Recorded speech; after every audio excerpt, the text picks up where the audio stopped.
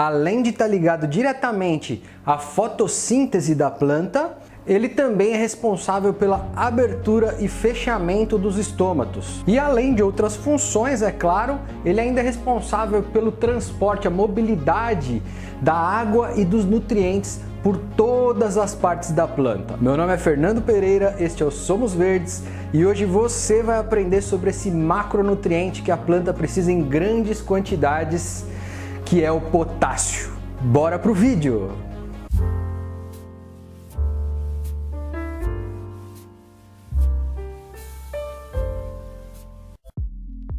É dessa maneira que o fertilizante chega na sua casa. Mas existe todo um processo por trás disso. Afinal, o potássio é um mineral bem difícil de se conseguir. Geralmente ele é extraído de minas que podem ultrapassar os 700 metros de profundidade. E quer saber? A maior parte dessas minas de extração de potássio atualmente ficam no Canadá, na Rússia e na Bielorrússia. Mas aqui no Brasil a gente também tem uma mina de extração de potássio. E essa nossa mina fica em Sergipe. Mas a quantidade de potássio que é extraída de lá não chega nem perto de suprir a necessidade que o nosso país precisa para abastecer todas as nossas plantações. E aí é que entra aquela nossa dependência da importação do fertilizante da Rússia, né? Ou da Bielorrússia, ou do Canadá. Até onde eu sei, existe uma reserva gigantesca desse minério aqui embaixo do nosso solo, mas ele fica no solo amazônico e aí entra aquele grande problema, né? Bom, o que você acha sobre esse problema? Eu não vou falar sobre isso porque não cabe nesse vídeo, mas o que você acha? A gente deveria extrair esse mineral debaixo do nosso solo ou continuar com a dependência de importar esses produtos de fora? É um assunto realmente polêmico, então deixa aí nos comentários para eu saber qual que é a sua opinião sobre isso. Tá bom, mas por que a gente precisa tanto desse potássio em grandes quantidades? O fato é que o potássio é muito móvel, então ele se perde rapidamente quando você faz a sua adubação ali. Logo ele já vai embora e você não tem mais o potássio. E sem o potássio, que é crucial para a vida da sua planta, ela precisa em grandes quantidades, a sua planta simplesmente não vai ser capaz de sobreviver. Para você entender melhor, as funções do potássio na sua planta são: ele é um ativador de enzimas, que é crucial para o desenvolvimento de todas as partes da sua planta. Ele também é responsável pela abertura e fechamento dos estômatos.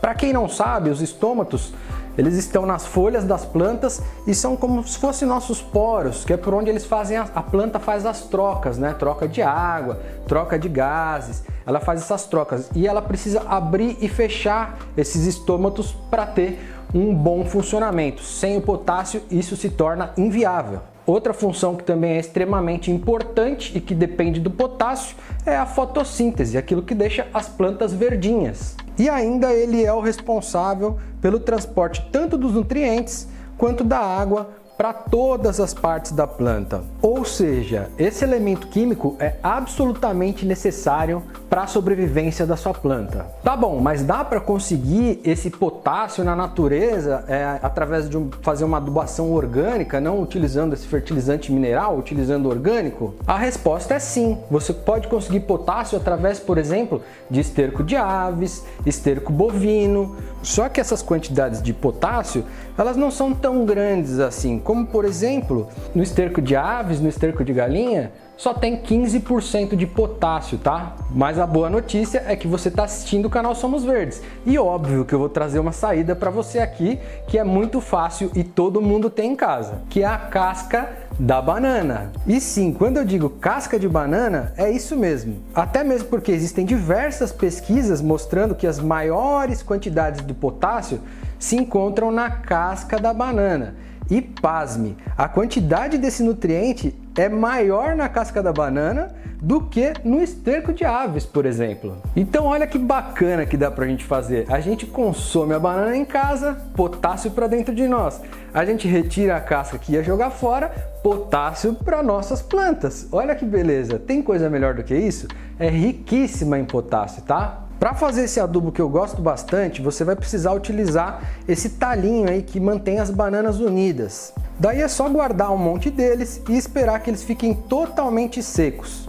Depois que eles estiverem secos, você bate tudo dentro do liquidificador para transformar isso numa farinha ou essas fibras, que também são bem bacanas aí para agregar no seu solo, para fazer uma composição bem bacana de substrato. Mas ó, presta atenção, para que a sua planta consiga absorver melhor esse substrato, você vai precisar incorporar isso no seu solo ou no seu vaso.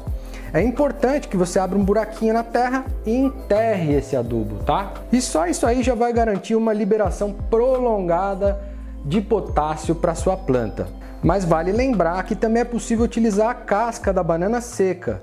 E para isso é só deixar as cascas secarem em algum local e depois enterrar no seu vasinho. Eu não gosto de colocar a casca da banana lá fresca ainda, porque acaba atraindo um monte de vermes, acaba atraindo bactérias, um monte de coisas ali que às vezes vão ser indesejáveis, tá? Então a casca da banana fresca eu mando para o minhocário e as cascas secas eu adiciono no meu substrato. Mas espera aí, você sabia que quando a gente deixa a casca da banana secar, ela vai perdendo os nutrientes já, né? Uma saída para que ela não perca tantos nutrientes é fazer adubação com extração em água, fervendo a água, extraindo esse nutriente e depois fazendo adubação foliar, fazer a pulverização. E uma outra saída que essa é simplesmente impressionante, é fazer o biochar potássico. O meu já tá aqui, ó, K-Biochar. É excelente e deixa aí nos comentários se você quiser que eu faça um vídeo sobre esse assunto. Isso aí colocou na terra, é potássio que você não vai aguentar mais, tá? Com relação ao fertilizante químico, é preciso tomar bastante cuidado, porque a falta de potássio pode matar sua planta, mas o excesso também pode matar sua planta.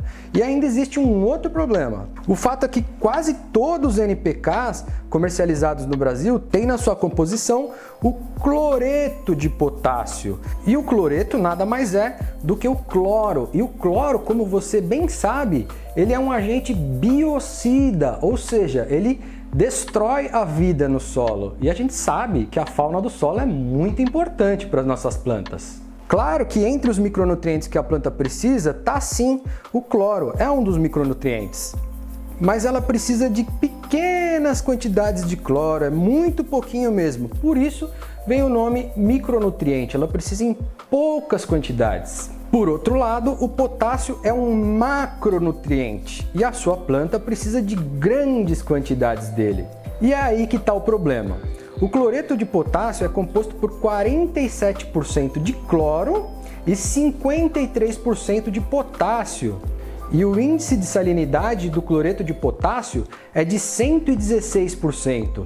Então, só para a gente fazer uma comparação aqui, para você ter ideia, o índice de salinidade do cloreto de sódio, que é o sal de cozinha, é de 153. Ou seja, quando você aduba a sua planta com NPK normal, que vem o cloreto de potássio, você está colocando metade de potássio e metade de cloro. E ainda tem o problema da salinidade. É muito alto esse índice, né? Mas não para por aí. O excesso de cloro no seu solo, no seu substrato, ele acaba inibindo que a planta absorva outros nutrientes, como por exemplo o nitrogênio. Então aí você causa um grande problema, né? E isso fica pior ainda quando você vai lá e coloca a sua água tratada de torneira, aquela água que é tratada com cloro, com flúor. Aí você vai lá, você já está adubando ali com bastante cloro. Aí você vai lá, coloca mais um pouquinho de cloro ainda, que é para falar assim, vai planta, agora eu quero ver se você é capaz de sobreviver, né? Bom, se você quiser saber mais sobre esse assunto da água com cloro, eu vou deixar um vídeo aqui no card e também na descrição, porque é importante você saber como retirar esse cloro para utilizar nas suas plantas. A gente sabe que a maioria das plantas não gosta, não tolera, tá, o cloreto, mas existem algumas culturas que elas toleram sim e outras até gostam, tá? Então, como eu prometi no outro vídeo, eu vou mostrar aqui para vocês agora. As culturas que gostam do cloreto são a selga, aipo, coco e beterraba forrageira. Aí depois a gente tem aquelas culturas que toleram o cloreto, que são o arroz, o amendoim, banana, beterraba de mesa, cana-de-açúcar, couves de folha grossa, mandioca e milho, tá? Essas, claro que existem outras também que toleram, mas estou colocando aqui aquelas que entram mais aqui no nosso tema de hortas caseiras, tá? Depois você tem aquelas culturas que toleram o cloreto, porém de forma condicionada. O que significa isso? Significa que você tem que aplicar o seu cloreto de potássio, o seu adubo NPK, antes do plantio. Você aplica, espera alguns dias e depois é que você faz o transplante da sua muda para esse local. Então são elas: abacaxi, batata, café, cenoura, chicória, couves de folha fina, ervilha, espinafre, girassol, kiwi, nabo, pepino, rabanete e tomate. E aí, para finalizar, a gente tem aquelas culturas que são sensíveis ao cloreto. Ou seja, elas não toleram de jeito nenhum o cloreto, tá? Elas sofrem muito com isso. Que são o abacate, alface, amora, batata, cacau, cebola, as citros em geral, tá? Laranjeira, mexeriqueira, limoeiro, framboesa, manga, melão, mirtilo, morango, bastante sensível, tá? Toma bastante cuidado aí na hora da aplicação do fertilizante químico no morango, pepino, pêssego, pimenta e plantas ornamentais, inclusive as flores, tá? Então, se você quiser, já aproveita, dá um pause aí no vídeo e faz uma print screen para você lembrar depois. Claro que existem fertilizantes ricos em potássio e que não contêm cloro, como é o caso, por exemplo, do salitre do Chile, ou até mesmo esses fertilizantes que são mais específicos para cada planta. Se você olhar na descrição atrás, ele mostra ali as quantidades que vem de cada macro e cada micronutriente. Então, fica mais fácil aí de você não intoxicar a sua planta, né? Curioso é que hoje no Brasil a maior parte da adubação dos fertilizantes é feita com cloreto de potássio, e isso gera aquilo que a gente chama de solo morto. É um solo sem matéria orgânica, é um solo que não tem vida, né? E aí isso cria um processo vicioso. Você precisa estar sempre fazendo a calagem, porque acidifica o solo, você tem que resolver o problema da salinidade, e aí você tem que colocar mais fertilizante, que senão as plantas não sobrevivem, e isso aí é um grande problema. A gente sabe que já tem bastante estudo, né? Que as pessoas estão tentando mudar isso aí para a nossa situação, até mesmo porque o nosso país, obviamente, vive do agronegócio, né? Mas isso pode ser um tema aí para um próximo vídeo, caso vocês queiram. Então não se esqueçam de olhar a descrição e sempre deixar os comentários aí se vocês querem ou não, que eu dê continuidade nos vídeos que eu falo por aqui, tá bom? Então, se você gostou desse vídeo, deixa aquele like maroto, que você sabe que faz o canal ter relevância, faz aparecer no YouTube, compartilha esse vídeo com as pessoas, deixa o like, não se esqueça de se inscrever no canal e apertar o sininho das notificações.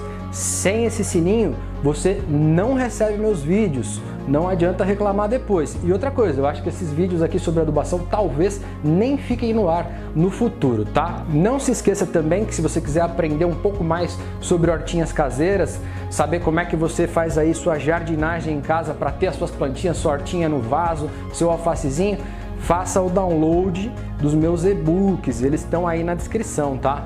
Muito bacana esses e-books, eu garanto, porque fui eu mesmo que fiz. Então pode fazer o download e seja feliz. Por hoje é só e até a próxima, pessoal!